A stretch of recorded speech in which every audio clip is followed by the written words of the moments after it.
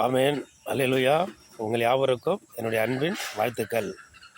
இப்போ காலையில் இதுக்கு முன்பு போட்ட ஒரு வீடியோவில் கொஞ்சம் விவரமாக சொல்ல விட்டுட்டேன். எப்படின்னா, இயேசு கிறிஸ்து மரியாளுடைய வயிற்றிலே உற்பத்தியாக இருக்காங்க. எலிசபெத்தும் யோவான் வந்து எலிசபெத்தினுடைய வயிற்றிலே உற்பத்தியாக இருக்காங்க. எலிசபெத்தை சந்திக்க மலைநாட்டில் உள்ள யூதேயா தேசத்தில் உள்ள மலைநாட்டில் எலிசபெத்தை சந்திக்க மரியாள் போகிறாங்க. அப்போ சந்திக்கும் போது குழந்தை களிப்பாய் துள்ளிற்று. அப்பொழுது கர்த்தரை போற்றி பாடுறாங்க மரியாள். இன்னைக்கு இயேசு கிறிஸ்து மரியாளுடைய வயிற்றிலே கருவிலே உண்டாகி இருக்கிறாங்க. யோவானும் அப்படியாக எலிசபெத்தின் வயிற்றிலே கருவாக உண்டாகி இருக்கிறாங்க. இருவரும் போய் சந்திக்கிறாங்க. அப்பொழுது களிப்பாய் குழந்தை துள்ளிற்று. அவங்க மகிழ்ச்சி அடைகிறாங்க, ரொம்ப சந்தோஷம் அடைகிறாங்க.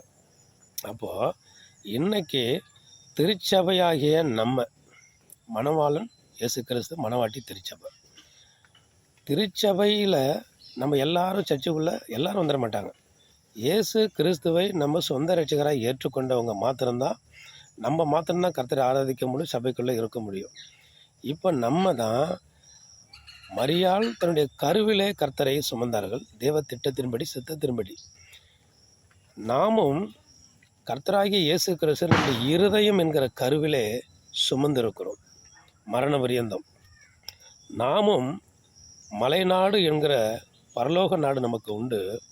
அங்கே ஒரு நம் இருதயத்திலே கர்த்தரை சுமந்திருக்கிற இயேசுவை சுமந்திருக்கிற நம்ம ஒரு நாள் விண்ணுலகம் போகிற பொழுது அங்கே நம்மளுடைய ஆத்மாவும் நம்மளுடைய ஆவியும் கர்த்தரை நேர்முகமாக கண்டு களிப்பாய் நம்முடைய ஆத்மா துள்ளும். கர்த்தரோடு வாழ்கிற ஒரு ஆனந்த பாக்கிய வாழ்வு அங்கே நமக்கு கட்டாயம் கர்த்தர் கொடுப்பார். ஆமேன். அல்லேலூயா.